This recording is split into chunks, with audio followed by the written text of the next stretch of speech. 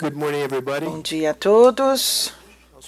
Eu vou falar em inglês, em honra de Michael Lee, o nosso convidado palestrante. Obrigado aos patrocinadores cujos logos estão aqui na nossa tela. Michael, muito obrigado por estar aqui conosco. A primeira vez que você esteve aqui, eu acho que foi em setembro de 2016. 3 meses após o Brexit e alguns meses antes do Trump. Então, naquela época, a pergunta era: que diabos está acontecendo? Então, hoje eu acho que nós sabemos um pouquinho mais que diabos está acontecendo, mas ainda não sabemos o que nos aguarda. Então, é por isso que nós o convidamos aqui para nos falar sobre o futuro do Reino Unido, Europa e o mundo. Bem fácil essa tarefa, né? Bom, a gente não conseguiu encontrar ninguém que tivesse mais conhecimento nesses tópicos para vir aqui falar para a gente. Para vocês que não conhecem o Michael ainda, na primeira encarnação dele na academia, ele teve mestrado em Oxford, o PhD no MIT. Ele foi até o topo da cadeia institucional como diretor, enfim. Ele tem posições-chave na União Europeia, diretor-geral para a expansão da União Europeia, como a União Europeia vai se expandir para o leste.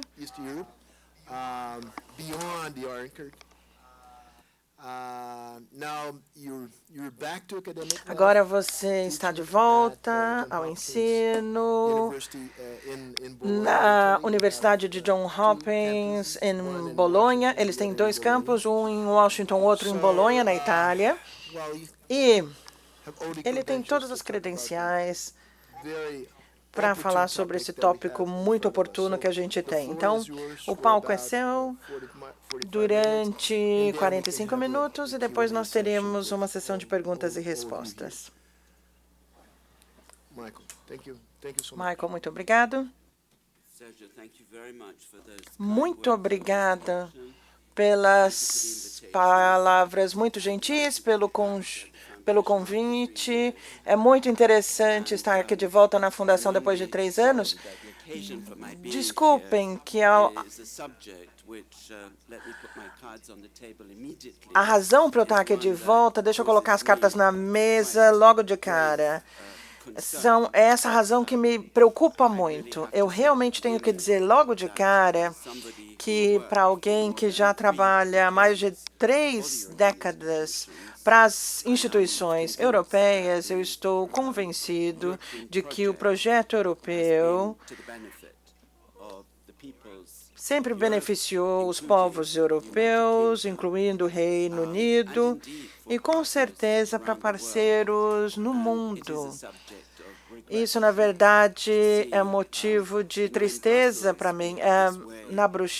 Em Bruxelas, a gente tem essa maneira de falar sobre o país de onde a gente vem como o país que a gente mais conhece, porque, na teoria, os oficiais não têm que procurar ou aceitar instruções de qualquer país.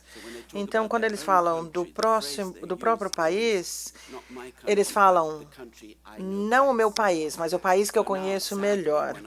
Hoje, quando eu falo do Reino Unido, eu tenho que falar o país que eu costumava conhecer melhor, porque a transformação foi enorme nos últimos anos. E eu acho triste ter que falar que isso é parte dessa onda maior chamada de populismo. A gente pode até debater o significado de populismo. Então, quando vocês ouvirem as minhas observações, vocês devem considerar que eu não sou 100% objetivo. Tem muita emoção no que eu falo, tá? Então, levem isso em consideração, por favor.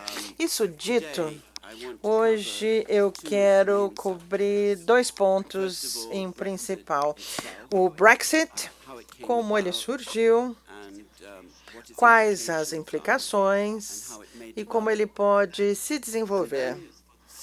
Daí, cenários para o futuro da Europa, considerando o impacto do Brexit e também como ele impacta desenvolvimentos para o futuro da União Europeia. E se tivermos tempo, como sugerido, nós podemos falar num acordo, num desenvolvimento recente, ou negociado recentemente, que é o acordo Mercosul União Europeia, que ainda precisa ser ratificado, mas, enfim, se tivermos tempo, podemos tocar nesse assunto também. Deixe-me começar falando sobre como o Brexit apareceu, em primeiro lugar. Eu quero esclarecer que, na minha opinião, não havia nada inevitável sobre o Brexit. Algumas pessoas dizem que a Grã-Bretanha sempre foi meio separada, que nunca aceitou inteiramente a imersão na integração europeia e, portanto, cedo ou tarde, isso aconteceria. Alguns europeus muitas vezes se referem ao Reino Unido como perfides album. Eles sempre pensaram que tentavam mudar a metáfora do cavalo de Troia, como representando a União Europeia, representando outros países além da Europa no mundo. Mas por mais de 30 anos eu já estou convencido de que realmente não havia nada inevitável. Nós temos um sentimento, mesmo assim, que o excepcionalismo e a insularidade britânica fizeram isso acontecer. Nós temos uma brincadeira, uma piada a respeito disso, que diz non è vero e pentolato, que isso deveria ser a manchete há muitos anos na capa do Times britânico. O continente está isolado devido à neblina no canal. Então, graças a essa mentalidade, mais cedo ou mais tarde, algo assim acabaria acontecendo. Eu não tenho essa opinião. Em 2015, um ano antes de eu vir aqui, nós tivemos a União Europeia feita no Reino Unido. É um pouquinho de exagero, mas enfim.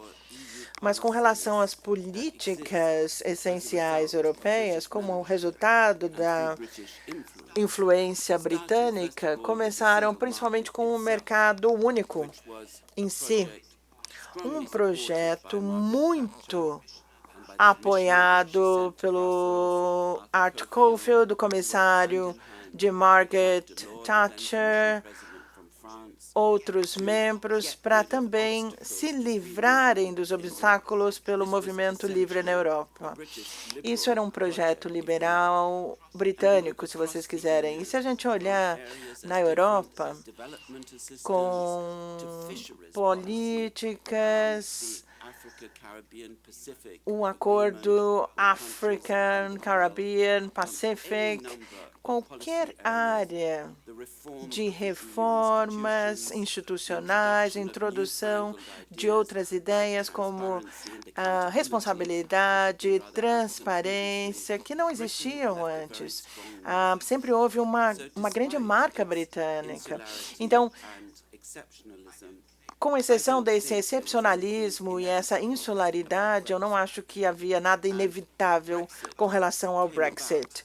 O Brexit apareceu em primeiro lugar, na minha opinião, por causa de falhas em liderança. A gente pode debater isso, talvez a gente precise diluir isso um pouquinho.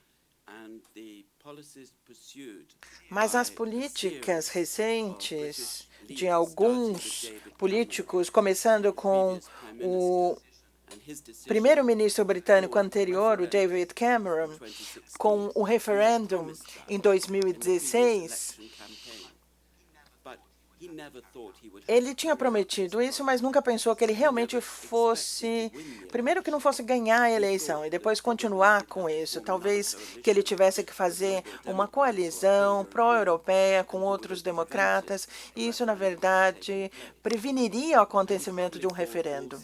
E provavelmente ele também pensou que se houvesse um referendo, ele ganharia. Assim como o referendo na Escócia para a independência do Reino Unido. Enfim, essa foi uma decisão desnecessária. Foi a primeira falha. A segunda foi a abordagem atrapalhada da Theresa May, com uma série de erros nos estudos da Johns Hopkins, onde eu dou aula. A gente tem técnicas de negociações, e o que você não faz desde o comecinho das negociações, mesmo antes delas começarem, é revelar os seus planos para o seu parceiro de negociação. Isso é realmente desnecessário. No começo do processo, ela deu as cartas sem jurisdição para os tribunais europeus, sem pagamentos nesses orçamentos, sem participação nesse mercado único, ou na União Aduaneira Europeia depois do Brexit. Então, com tudo isso colocado, ela não tinha nada mais para negociar. E estava de mãos atadas. Então, ela fez um número de erros, cometeu um número de erros, assim como o David Cameron. Ela acreditava que, sendo forte dessa forma, ela neutralizaria o efeito de figuras pró-Brexit no seu próprio partido. Mas uma das lições aqui é que, se você jogar carne fresca para os extremistas, você só aumenta o apetite deles. E isso realmente é verdade. E aí nós temos Jeremy Corbyn, o líder do Partido Trabalhista, Partido Labour, também tem muita responsabilidade no que está acontecendo. Ele é o líder de um partido. 2/3 desse partido, os membros querem continuar na União Europeia. Aqui nós temos o maior número de membros na Europa, 500 mil, mais de 500 mil. 2/3 realmente eram favoráveis a continuar. E os membros do parlamento, esses 500 membros do parlamento realmente estavam a favor disso. E os 1/3 quis realmente se retirar da União Europeia. Ele teve uma posição ambígua durante esse tempo todo, essa negociação. Se ele tivesse se posicionado de forma clara desde o começo a favor de uma versão mais tranquila, mais soft do Brexit, os resultados teriam sido muito diferentes. Depois dessas falhas em liderança, eu acho que um outro fator que contribuiu para esse resultado é o que eu chamo de democracia com defeito. Nós temos muita discussão hoje a respeito das falhas da democracia. Eu acho que podemos dizer que o que vimos nos últimos 3 anos no Reino Unido indica realmente esses defeitos na democracia. A primeira campanha do referendo em si é muito claro que ela era mal informada. os que realmente queriam sair, mas não a favor do que queriam continuar, foram baseadas em distorções, em mentiras. Como cientista político, eu tenho que reconhecer que a verdade não é algo que aconteça e exista de maneira cristalina, mas, enfim, os políticos economizam muito a verdade, mas o tipo de afirmação feita durante a campanha se mostraram ser mentiras, e ninguém foi responsabilizado por isso no final. A campanha em si foi mal direcionada, sem visão, sem mensagem clara, porque seria no interesse do Reino Unido continuar membro da União Europeia. Na verdade, isso foi descrito como algo que aumentava o medo, não mostrando os benefícios. Então, isso realmente contribuiu também. Hoje sabemos também que houve importantes abusos financeiros e isso foi levado ao tribunal, à justiça. Até hoje, não temos certeza de onde vieram algumas quantias que ajudaram nesse fundo e nessa campanha.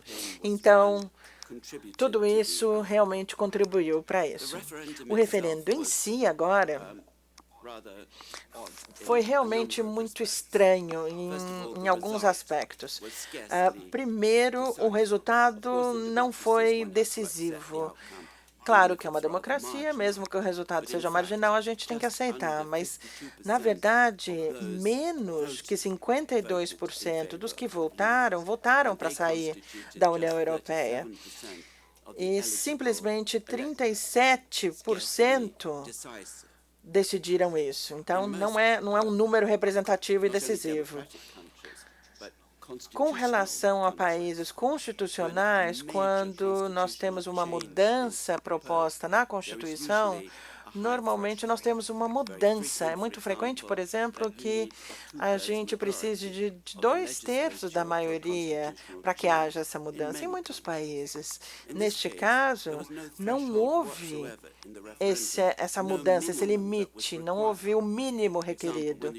Por exemplo, quando a União Europeia organizou esse referendo entre Sérvia e Montenegro sobre a separação e a criação de 2 estados independentes, a União Europeia coordenou esse processo, arriscando em dizer que o limite para esse referendo ter validade seria 55% de votos.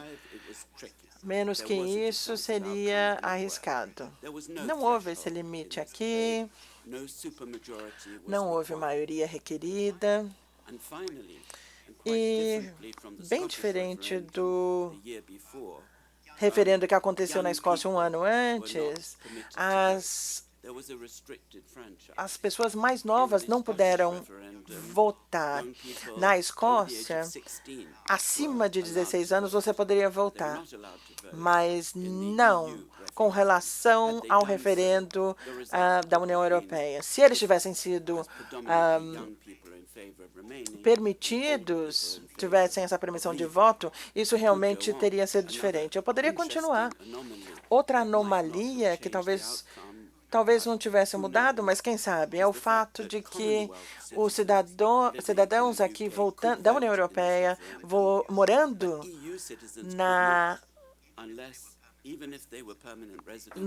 no Reino Unido, puderam votar, a não ser que eles fossem de Cyprus, Malta, países da Commonwealth e a Irlanda como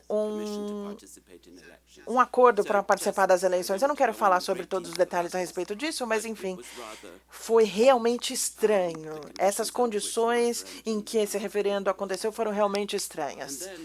Então, após o referendo, a natureza da discussão, especialmente nos meios de comunicação, nas mídias sociais, em que a gente tenha as câmeras reforçando o que aconteceu, mesmo na mídia escrita. Aqui, por exemplo, nós vemos uma manchete no Daily Mail, um jornal britânico. Um cidadão falou que a British House of Commons deveria realmente ter um voto significativo com relação às negociações do Brexit, porque o governo não tinha intenção de fazer isso passar pela House of Commons. Eles estavam usando o poder executivo para simplesmente implementar.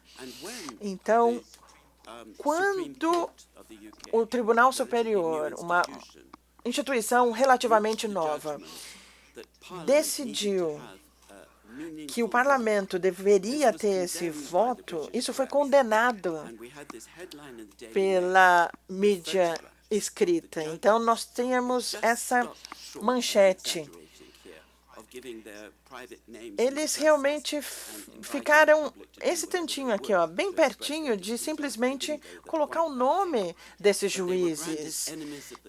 Colocaram as fotos em primeira página e os chamaram de inimigos do povo.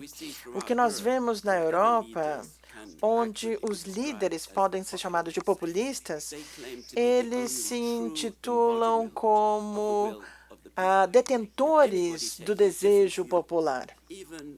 Mesmo instituições legais do país, como a Supreme Court, eles realmente se chamam assim, enfim.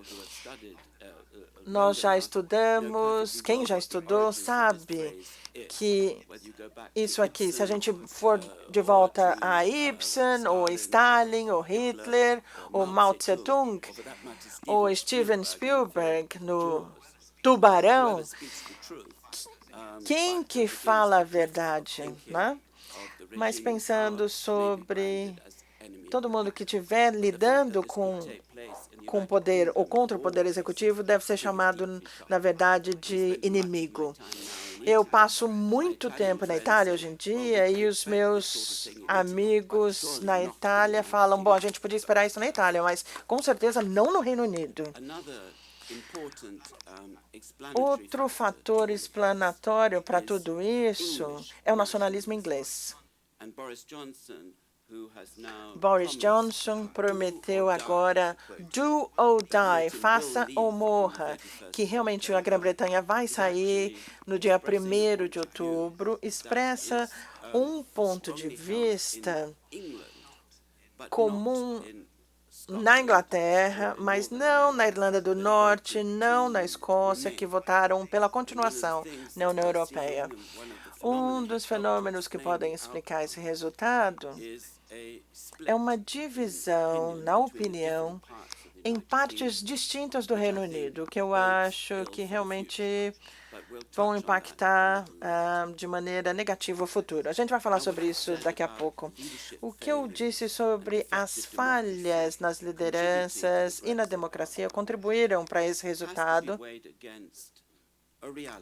E isso tem que ser mostrado na divisão e na polarização da sociedade. O que nós estamos vendo no Reino Unido é a diferença entre novos, os mais jovens e os mais velhos, os que moram na área rural, na área urbana, os que têm maiores salários e os que têm empregos que pagam mal. A sociedade em si está profundamente dividida. Isso aconteceu antes do referendo e ainda mais depois. Então, nós precisamos encarar que mesmo essa liderança teria dificuldades para lidar com esse tipo de dificuldade, de divisão.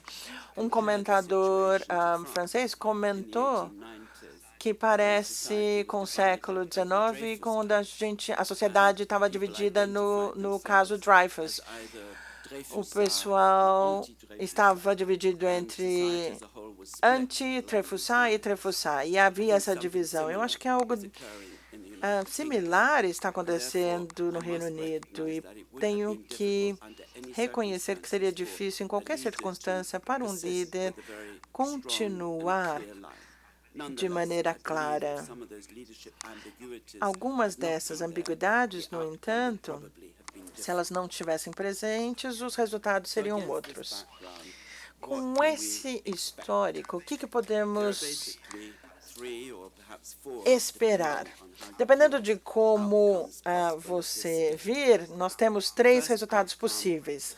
O primeiro, que a Grã-Bretanha sai da União Europeia no dia 31 de outubro com um acordo. Boris Johnson diz que ele magicamente vai conseguir fazer isso, mesmo que o acordo feito pelo seu predecessor tenha sido recusado pela House of Commons já 3 vezes. E ele quer renegociar isso. Mas, enfim, ele afirma isso. O segundo resultado aqui possível é que realmente a Grã-Bretanha vai sair no dia 31 de outubro sem nenhum acordo, o que eles chamam de no deal Brexit. Esse parece ser, no momento, o mais provável. A terceira opção é que o Brexit seria novamente colocado para discussão e para decisão posterior. Essa decisão seria postergada. Eles tornaram muito claro o descontentamento com essa situação, e os alertas sobre o caos não são um projeto de medo, mas realidades que ninguém pode excluir, que o governo possa realmente pedir para que isso seja postergado. Macron considerou que eles considerariam esse pedido de postergação por uma boa razão, uma eleição, outro referendo, negociações sérias acontecendo, ou não muito provável que o Reino Unido revogasse essa notificação com relação à intenção de sair da União Europeia. Me parece muito improvável que o mais provável, na minha opinião, nesse ponto, é a número 2. E há alguma possibilidade de que seja mais uma vez postergada. O que eu quero deixar claro é que, mesmo aqui nessa segunda possibilidade, eu estou convencido de que os negociadores britânicos estarão de volta em Bruxelas após dias, porque nós vamos ter um caos, seja nas fronteiras, em Dover, no porto de Dover, em que a maioria do comércio vindo do continente para o Reino Unido acontece, problemas com voos para destinos europeus chegando no Reino Unido, itens de farmacêuticos, um número de consequências. Então, mesmo no advento de um no deal Brexit, a negociação vai acontecer muito rapidamente. E no lado europeu também haveria esse interesse em limitar esse dano todo. Então, eu acho que ainda vai haver negociações adicionais, e isso não para por aqui.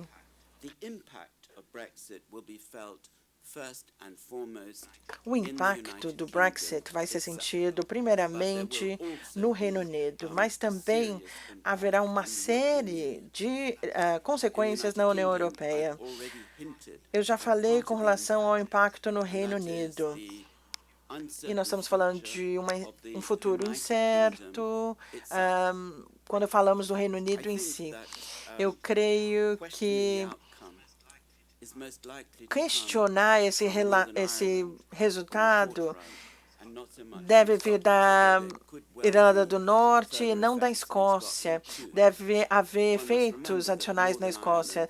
A Irlanda do Norte votou a favor da continuação, as fronteiras já estão abertas há 20 anos, e isso é consequência já do Good Friday Agreement, o acordo da Sexta-feira Santa fechado há mais de 20 anos. Então, os padrões, na verdade, são mais altos do que na Irlanda do que na Irlanda do Norte. Há uma mudança com o aumento da população católica, seja por causa dos nascimentos, imigração e outros fatores. Então, eu acho que os habitantes da Irlanda do Norte vão se perguntar por que eles devem sair da União Europeia e se encontrarem nessa situação difícil com a República, na verdade, quando eles votaram contra tudo isso. Então, se a Irlanda do Norte fosse se unir com a Irlanda, com certeza haveria perguntas sendo feitas na Escócia. Se esse acordo desse esse status especial para Irlanda do Norte para continuar como parte da União Europeia, o pessoal da Escócia falaria a mesma coisa. Como assim? Nós votamos a favor e a gente não está na mesma posição também. Eu acho que o Reino Unido também vai enfrentar grandes dificuldades com essa ideia de Global Britain, Grã-Bretanha global, perdão. E essa divisão existindo trouxe consequências e impactou com as negociações com outros países e vai gerar muitos e muitos obstáculos. Eu vou falar sobre isso com mais detalhes daqui a pouco, mas os efeitos econômicos são inevitáveis. As estimativas, mas a economia britânica está a 1% ou 2% do PIB, muito diferente do que poderia o cenário não fosse esse.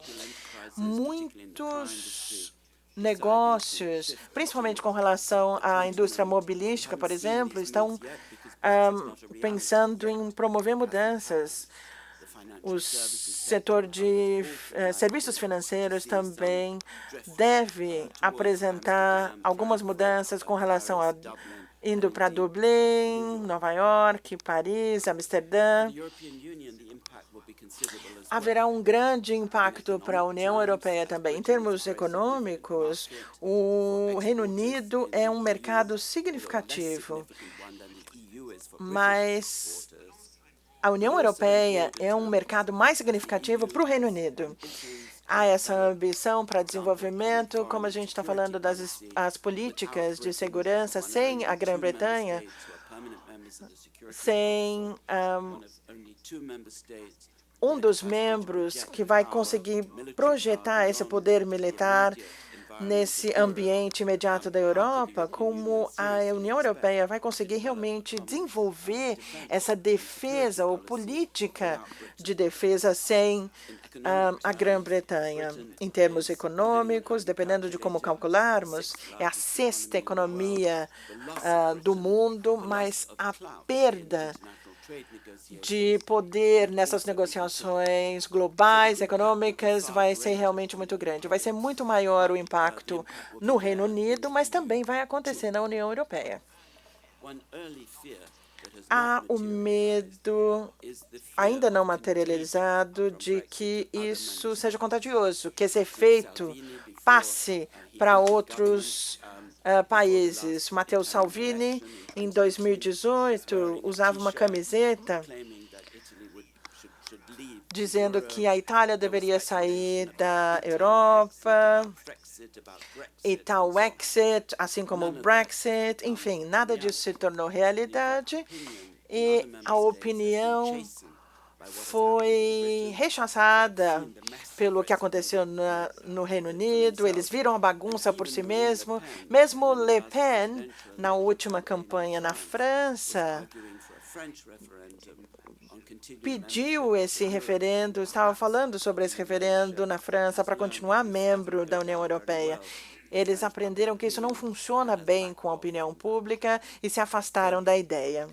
Então, o maior impacto, na verdade, vai ser no Reino Unido, mas haveria também impactos na União Europeia. Bom, você me falou 45 minutos? Sim, você ainda tem 15 minutos. Deixa eu falar sobre a segunda questão que eu gostaria de discutir hoje, com relação ao cenário do Brexit. O que isso significa para o futuro da União Europeia e os desenvolvimentos disso no futuro. Com alguma simplificação, eu estou apresentando isso para vocês no caso de 3 cenários aqui. O primeiro sendo um relançamento do projeto europeu. Isso seria muito provavelmente colocado pelo Macron em uma série de discursos que ele já fez desde que tomou o poder, desde que foi eleito. O segundo cenário aqui seria a desintegração e o possível colapso da União Europeia. Não é puramente acadêmico, mas mesmo líderes principais já discutiram isso. Você pode ver isso na mídia todos os dias. E o terceiro cenário, que eu chamo de consolidação, não seria nem relançamento nem desintegração, mas uma política mais parecida de nos segurarmos no que temos, em vez de relançar ou desintegrar. Um advogado defensor principal aqui, como eu disse, do relançamento é Macron. Ele já falou como ele vê isso acontecendo. Primeiro,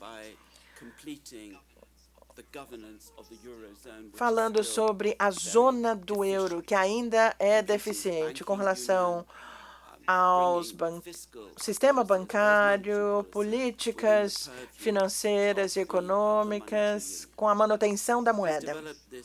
Ele desenvolveu essa noção de uma Europa que protege. Eu acho que ele quer dizer economicamente, mas não é protecionismo, mas em outras palavras, ele apela para aqueles que se veem como vítimas da globalização, colocando políticas que consideram os seus interesses, mas uma Europa que protege com relação à segurança de seus cidadãos. A proteção das fronteiras e asilos. Uma das maiores crises na Europa foi a crise migratória e de asilos.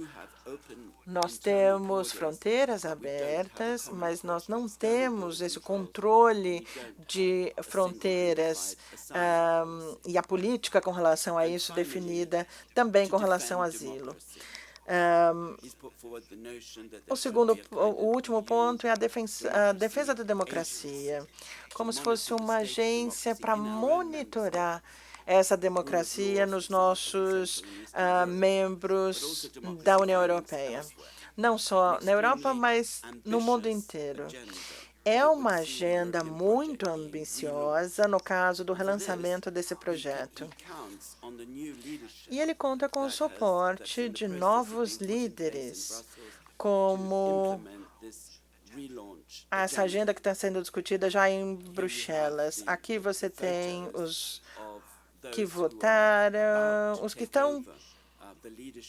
são os novos líderes das instituições. Jean Michel, o primeiro-ministro de Bruxelas, que vai ser o conselheiro eleito, Ursula von der Leyen, da Alemanha. Jean Michel, a propósito, ele é liberal.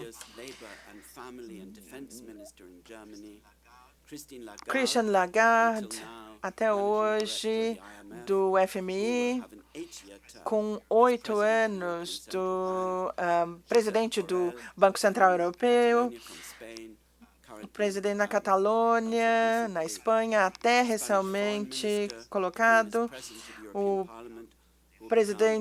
primeiro-ministro espanhol, europeu, representando essa política europeia, David Maria Sassoli, o novo presidente do Parlamento Europeu durante os próximos 2 anos e meio. As escolhas desses indivíduos não é muito evidente. Alguns falam que eles são CT, não ET. Havia essa necessidade de fazer esse equilíbrio na orientação política para incluir as principais famílias partidárias na Europa. A eleição, os que se saíram muito bem nessas eleições recentes não estão representados. Talvez haja... A Kristalina Georgieva foi eleita, foi a comissária na Bulgária para ser a candidata como a diretora do FMI. Então, o Macron está defendendo esse relançamento. No entanto, nós temos oposição feita por líderes populistas e nacionalistas em toda a Europa que não gostam dessa agenda, que não apoiam os esforços de Macron para colocar mais gás nesse projeto da União Europeia. O segundo cenário é essa desintegração, ou podemos chamar de colapso. Só para mostrar para vocês de que eu não tenha inventado isso para vocês, para essa apresentação desse cenário. Se vocês colocarem no Google e olharem os cursos sobre integração ou desintegração na Europa, a literatura sobre os riscos dessa desintegração, laboratórios de ideias, críticos, acadêmicos. Há um instituto em Viena, em que um dos fatos predominantemente determinantes aqui seria a migração, para influência desses cenários e consequências. Também há outros críticos europeus com a mesma opinião, e a opinião pública, na maioria dos países, concordaram que pode haver o colapso da União Europeia nos próximos 20 anos. Soros, muito conhecido também aqui no Brasil, já avisou que pode haver esse sonambulismo da União Europeia nesse cenário futuro, com relação a esses fatores distintos. Por que o pessoal toma essas posições? Primeiro, por causa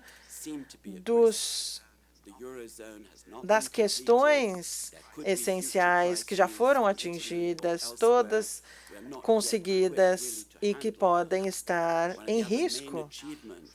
Tudo que foi alcançado na Europa, você pode dirigir, por exemplo, na Europa, sem ser interrompido, sem controle, bens podem ser passados de país a país. Depois da crise de 2015, enfim, essas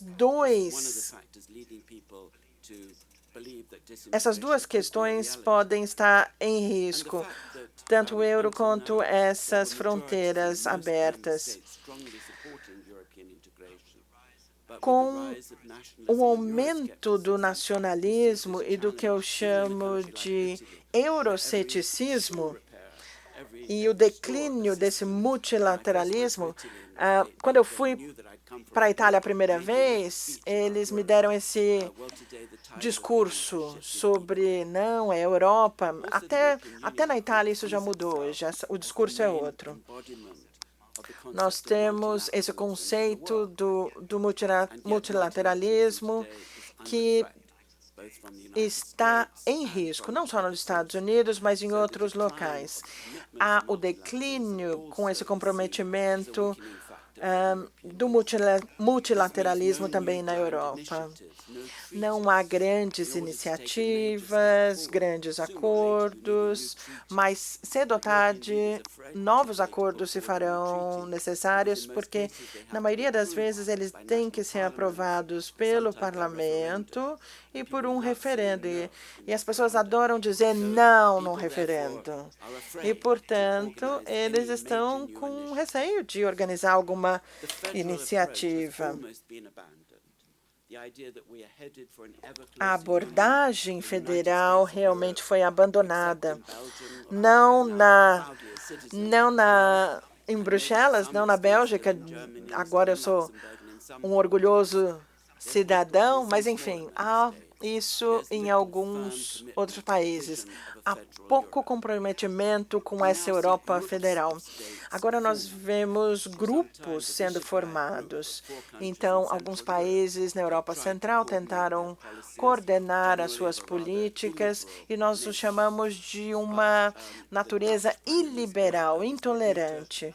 Mas já houve a formação de um outro grupo chamando a Liga dos Países, Nova Liga dos Países Nortes, com relação não querem liberar dinheiro para outros países e assim por diante. Os países ao sul também estão coordenados de alguma forma. Outro fato que colabora para isso é a interferência real ou percebida por outros países. A China, por exemplo, estabeleceu relações com o grupo de 16 mais 1 países membros. No momento, não parece ter nenhuma força política, mas quem sabe? O porto de Pireias ou Trieste, na Itália, podem ser reabilitados e geridos pela China, quem sabe? Uma outra questão foi a expansão progressiva, outros países querendo entrar na União Europeia. No momento, não há nada previsto, nesse sentido, pelo menos durante a próxima década. O Brexit desafia a ideia de irreversibilidade da integração europeia. E isso está contribuindo para essa visão de desintegração. A maioria dos cientistas políticos conhecem a ideia de você apresentar dois cenários muito extremos e aí um cenário intermediário como sendo mais provável. Então, eu sou culpado, eu estou fazendo isso aqui, tá? O meu terceiro cenário, que eu chamo de consolidação, significa, basicamente, nem o relançamento, nem o colapso. Em primeiro lugar, a gente mantém o que já temos para prevenir a desintegração, para manter esse mercado único, em vez de perseguirmos algum projeto grandioso. Nós estamos falando de uma política de pequenos passos, nenhum projeto grandioso com relação ao mercado único, moeda única e fronteiras abertas. E, por último, a gente está falando de um sistema de cooperação, não integração. Não estamos falando aqui de uma abordagem supranacional. Mesmo nesse terceiro cenário, acho que temos uma agenda completa, muita coisa pode ser feita em passos menores. Um exemplo pode ser o orçamento. Macron já falou nos seus discursos que a zona do euro necessita o seu próprio orçamento para que seja significativamente econômico. No futuro, se houver problemas financeiros na zona do euro, a própria zona do euro vai ter os meios de bancar uma intervenção. Isso já foi concordado, no sentido de se ter um pequeno orçamento da zona do euro. Ele espera que isso seja expandido. Um melhor controle das fronteiras externas, não para o Reino Unido em si, mas mais guardas e maior controle. Uma política mais séria com relação ao clima. Políticas antitrust. Mesmo nesse terceiro cenário, é uma área em que a União Europeia pode conseguir um bom desempenho.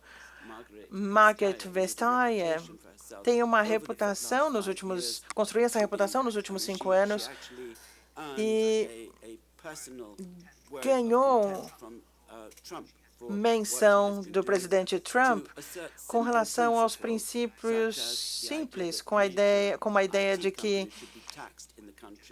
empresas de TI, por exemplo, devem ser taxadas nos países onde conseguem lucro. E ela desafiou isso, ela foi responsável por 4,6 bilhões de lucro de valores para o Google aqui. A União Europeia ainda está tentando criar esse mercado de capital unificado. Também está liderando conseguir uma regulamentação na proteção de dados, sejam também segurança. Há cenários em que ainda esse desempenho pode acontecer. Por exemplo, ciência e pesquisa. Nós temos um programa em 2020 para oferecimento de fundos para inovação, ciência e pesquisa.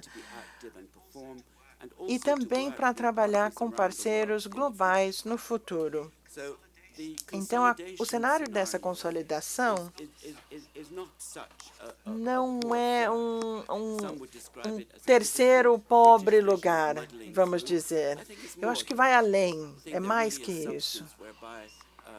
Nesse cenário, ainda vai haver um papel aqui para a Europa. Eu já passei dos 45 minutos, mas enfim, o que a gente pode esperar dos próximos anos? Fragmentação política é uma realidade. Os Estados-membros e o Parlamento Europeu não vão ser mais dominados pelos 3 partidos principais que são ativos até hoje. Os conservadores, cristão-democratas, sociais-democratas, sociais de um lado, democratas do outro, que tem essa coalizão na Alemanha e estão fazendo reuniões na Europa até agora. Na Alemanha somente, nós temos 5 ou 6 partidos, há uma maioria no parlamento hoje só juntando realmente os liberais, e nós vemos essa possibilidade de, no futuro, bloquear esse nacionalismo. Nós temos observado essa transição política no final da era Merkel. A instabilidade claramente acontecendo na Itália, na Espanha, e muito menos previsível. E precisamos também considerar essa onda autoritária, principalmente na Hungria, na Polônia. Eu vi isso, institutos usando o artigo 7, considerando violações da lei, dos acordos na Europa Central.